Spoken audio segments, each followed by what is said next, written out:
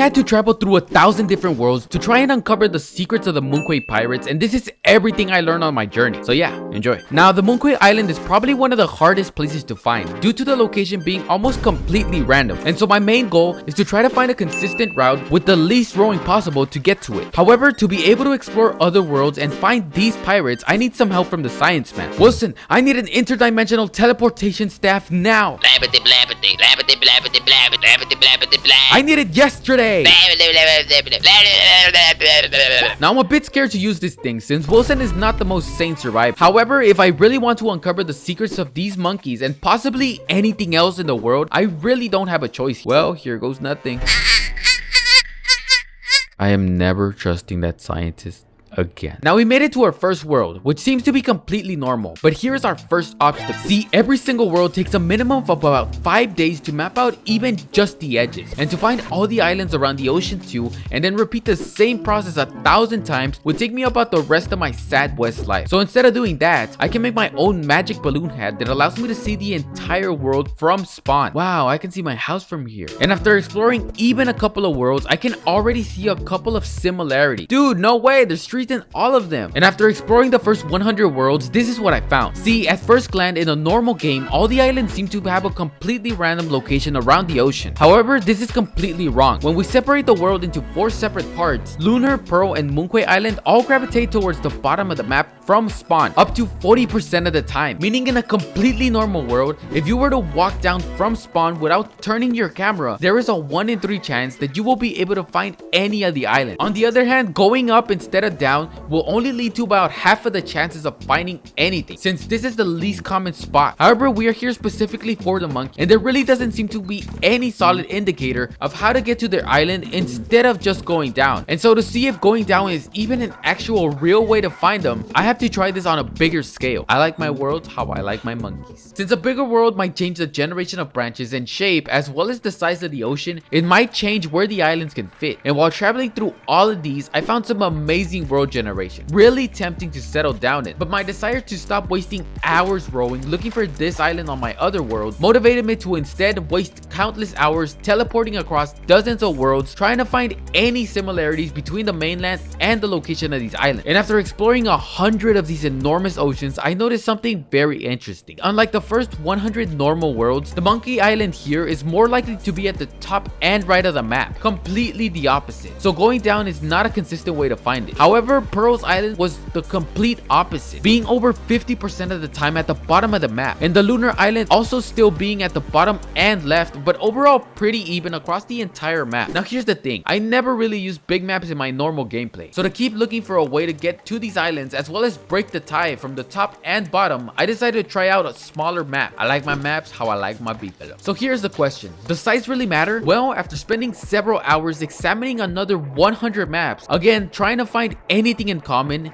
this is what I found. Now, Pearl's Island will still be over 30% of the time at the bottom part of the map, but the right side went from 3 to a whopping 30%. And at the same time, the Lunar Island switched from being at the bottom and left to the top and right, completely ruining its streak. But wait, because the Lunar Island is actually incredibly easy to find, and all we need to do is find 2 branches that end at completely straight cuts almost in line. And while these formations are everywhere, you need to make sure that any other angle facing the same way in between these 2 branches is always straight, or else you risk ending up in the middle of nowhere. And more than likely on your way to the Lunar Island, you will be able to find this jar, which will show you the exact location of Pearl's Island. And surprisingly, the infamous Monkey Island actually kept a higher rate of being at the bottom part of the map, but the second place was the top. I'm having so much fun right now. This is so much fun. And on top of it all, there was still no similarities between any of the islands. I mean, some of them have straight cuts off the branches, some are closer to the shore but round, and some are even right in front of rivers. But I think I know how to solve this. And so with another 10 hours of going through maps, I decided to test if the shape of the mainland even has any effect on the location of these islands. And by testing 100 of worlds with no branches,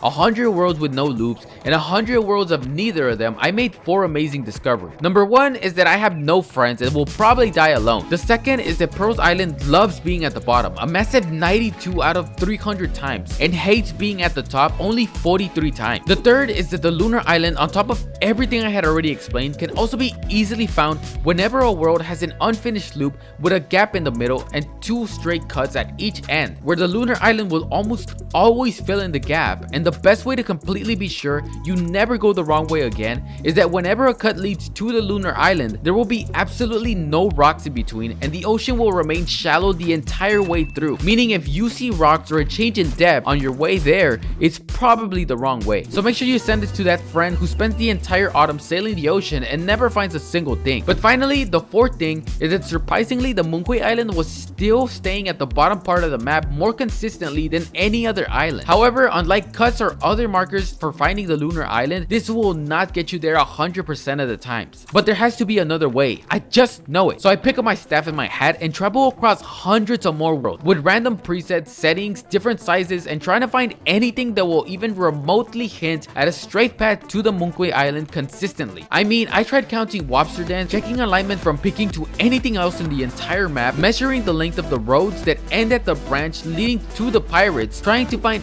any pattern in the wormholes, checking the pattern of the flowers near spawn to see if anything lined up, ranking the biomes that most commonly lead to the island, even checking the patterns on the turf of the mainland to see if anything could lead to the island. And there was 2 things that always surrounded the island, and that was seaweeds and rock, which are also all over the rest of the ocean. Dude, I can't do this anymore. I can't do this anymore.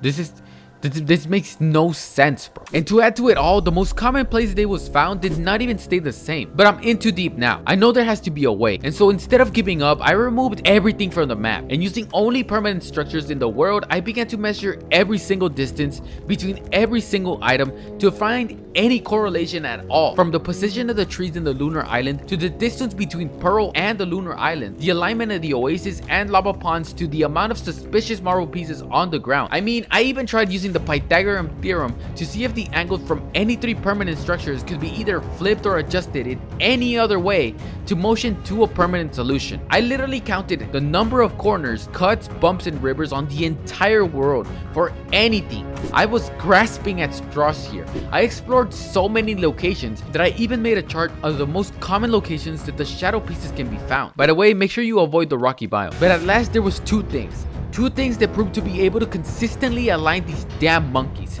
and that was the florid postern and the pig.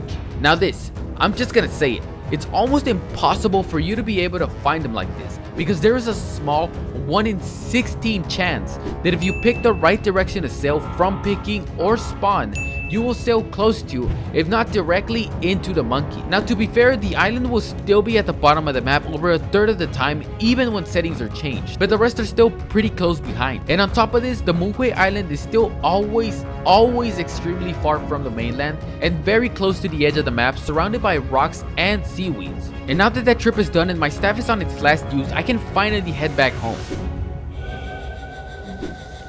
Wait, why do I hear frogs?